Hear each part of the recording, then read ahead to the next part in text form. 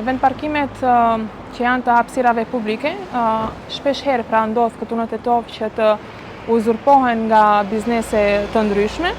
Ajo edhe shkakton edhe kaos në trafik, por po ashtu nuk u lën edhe qytetarëve të tjerë që të shfrytëzojnë këto hapësira.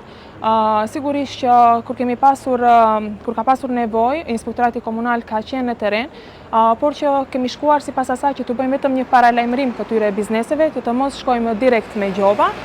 Kemi paralajmëruar që të mos uzurpojnë këto vend parkime.